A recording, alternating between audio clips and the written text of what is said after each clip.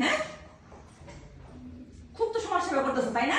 তুমি সমাজ সেবাই করো। তোমার সংসার আমি আর তোমার ছেলে করবো না, ঠিক আছে? আজকে আমি আমার ছেলে নিয়ে আমার বাড়িতে চলে যাবো।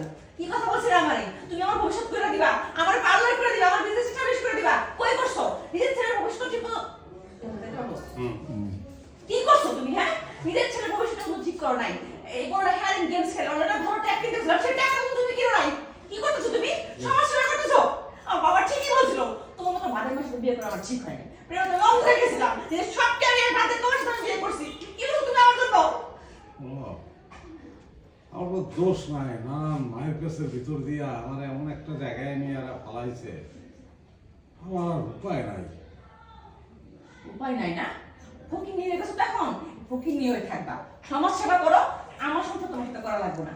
আমি একলা থাকতে পারবো, ফকির সাথে থাকতে পারবো না। একলা চল বলতে চাই। এই তোমার এত বড় সাহস, তোমার গায়ে লাগতো তো। হাত তুলিয়া ওয়াদা করিতেছি যে আমি জানে আলম সরকার, বাস।